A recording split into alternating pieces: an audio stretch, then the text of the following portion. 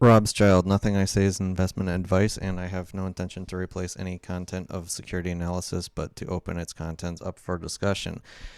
This episode is on Chapter 49, Comparative Analysis of Companies in the Same Field. And then the first point here is that the title is pretty self-explanatory. He mentions that the chapter covers general rules and that there isn't a one-size-fits-all approach when it comes to comparing companies. And then we talk about dividing the chapter into three essential forms of companies as it was in 1940. So we have number 1, railroads, number 2, public utilities, and number 3, industrials. So then we have in this chapter a long list of metrics. If you're watching this video before reading the chapter, don't get too dissuaded by the confusion. Some of the numbers in there are repeated because they are for analyzing different types of securities, in particular the IP standing for investable preferred shares, and SP being standing for speculative preferred shares. One huge point in this chapter that I found very interesting was the suggestion of using earnings over the course of about 7 years for the reason that it covers the typical business cycle length. And so in 7 years, it's sort of assumed by that number that you'll have a boom and a bust, and then getting the average gives you a good idea.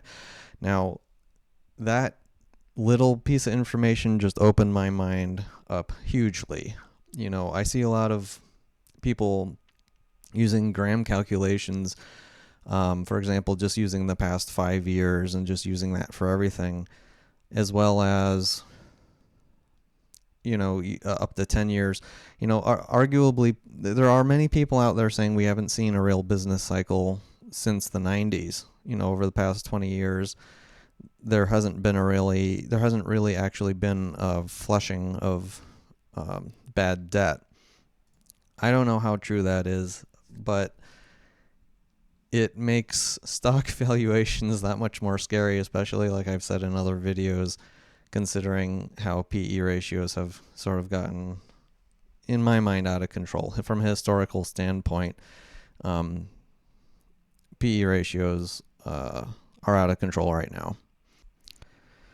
But I digress. The main point here being that, when you're trying to really take the average of metrics of a company, it's very interesting to think of it that way. Look at when the industry is booming, look at when it busts. See what happens over the course of a whole cycle, from before the boom and until after the bust, kind of a thing. The 7-year or 5-year, whatever amount of years you want to call it, that averaging over time, that's the purpose of it. So that was huge for me, to just realize that that's the meaning of averaging earnings or whatever over time. Sorry, I'm repeating that point a lot. It's just that was a huge learning point for me. All right, so moving on. One important point regarding comparing companies is, he says how junior income bonds should be counted as part of preferred shares when you're dealing with trying to analyze a company for the preferred shares of the company. So, because it's junior debt.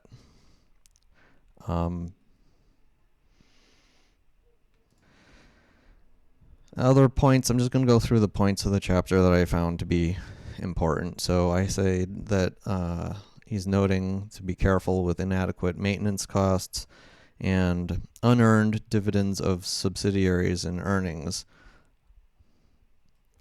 So this is an important point.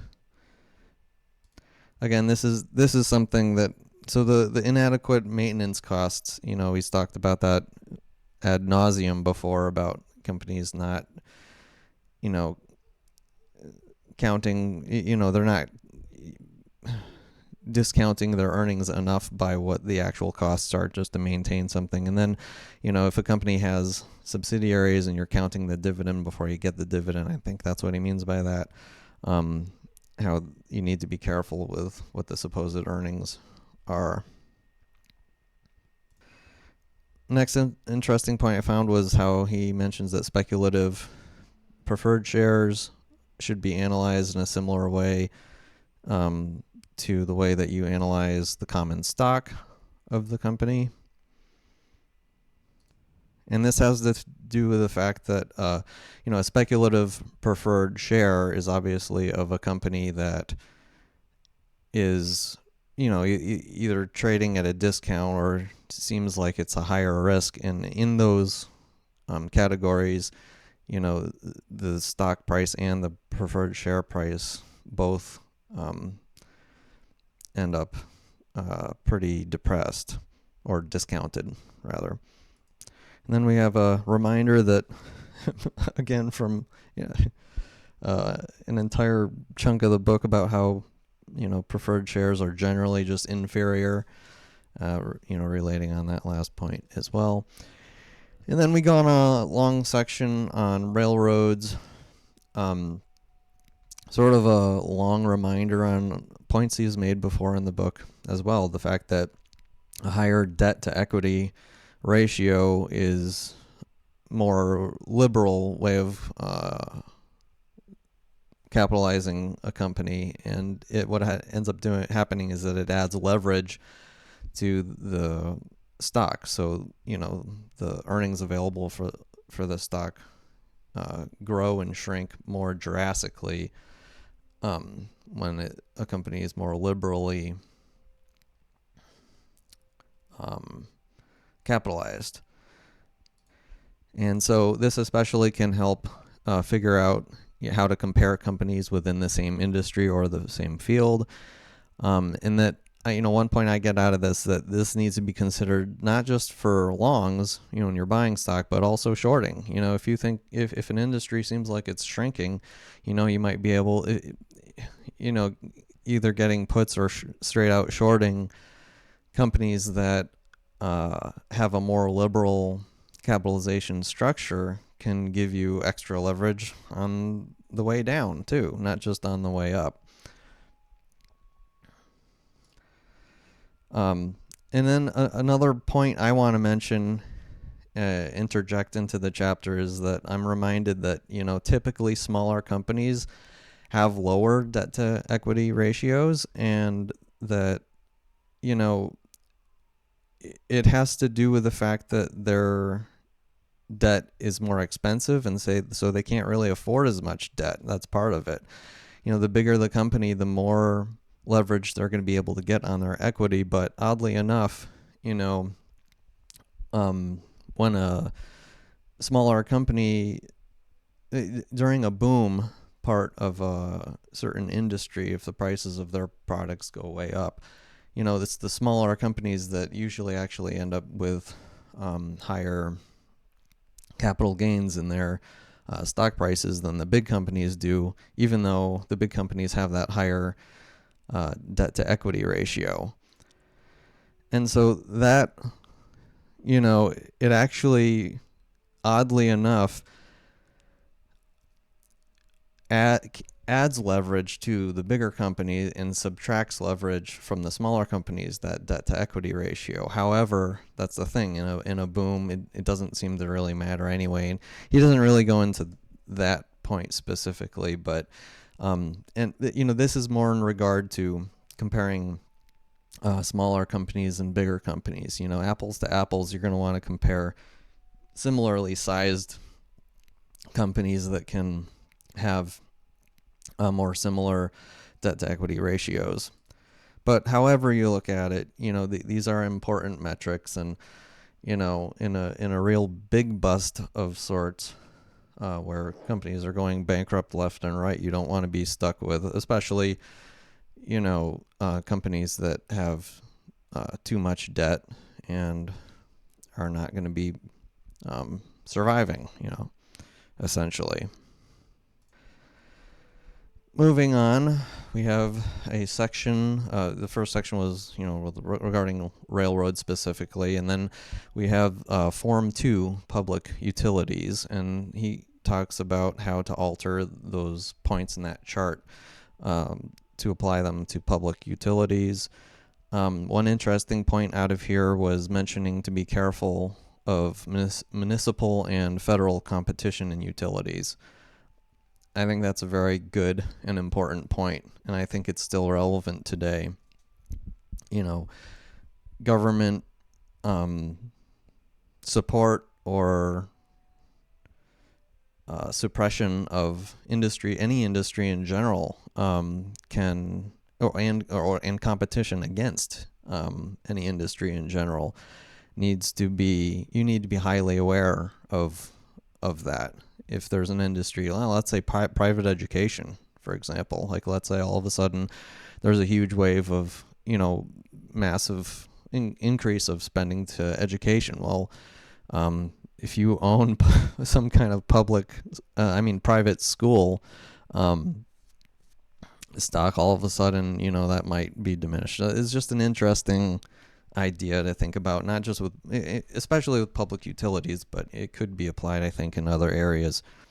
Then we move on to the last section, Form 3, titled Industrial Comparison, for comparison in the same field.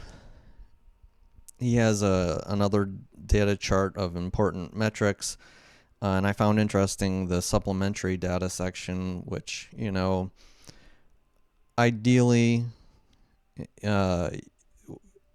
if you're going to be analyzing stocks, especially if that's your job, you're analyzing different companies within a field and their securities, you have to know all of the important, obvious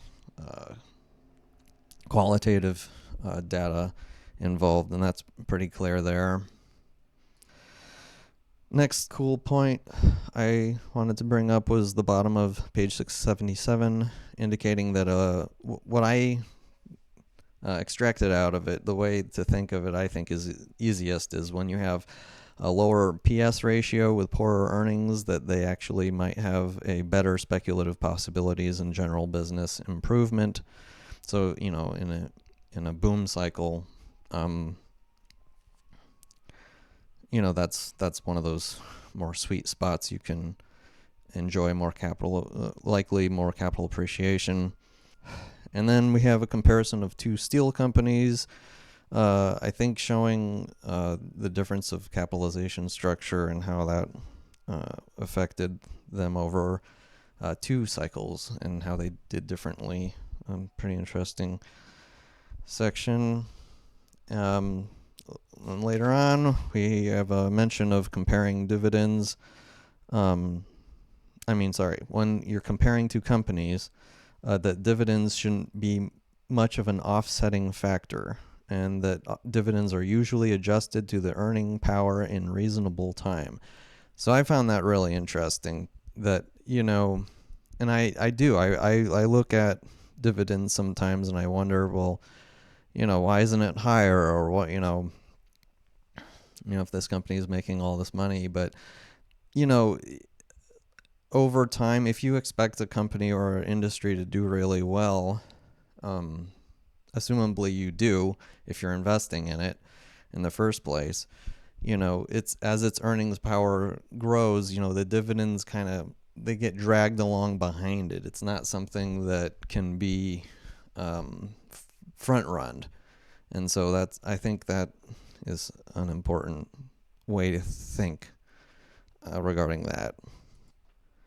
Then we have a paragraph that he talks about how exchanging one company for another company involves actually greater accountability than originally purchasing a company. And at the end of that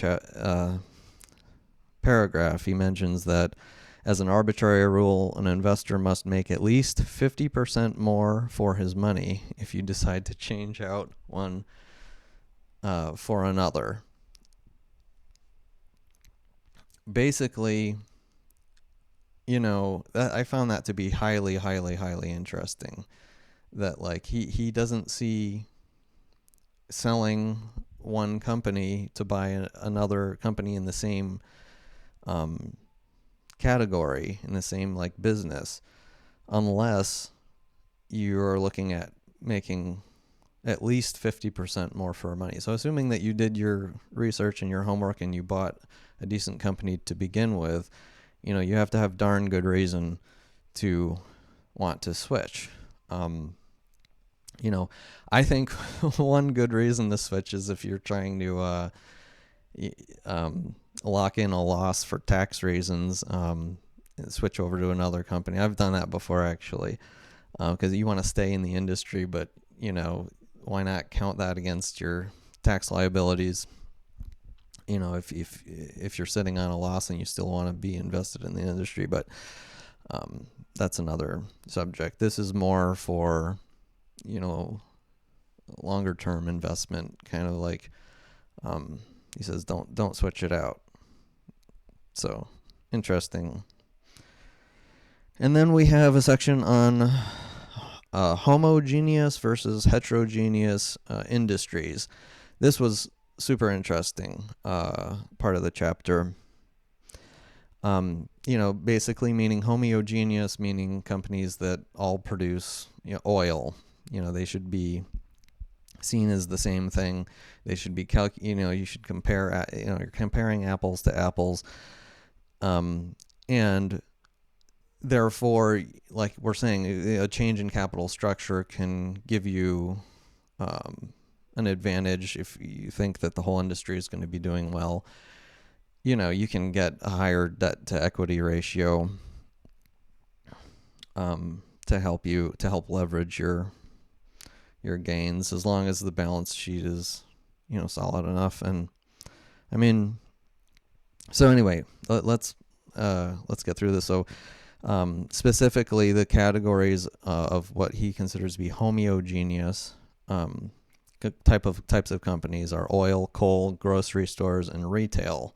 I found it interesting that he included retail, but I guess he's right. I mean, in today's day and age, maybe we're comparing TJ Maxx and Target, and when we're thinking of big retailers, and yeah, that makes sense to think of them as homogeneous. And then he says, so what's heterogeneous? And this was really interesting. He says makers of goods sold under advertised trademarks specifically. This is me adding quotation marks, by the way.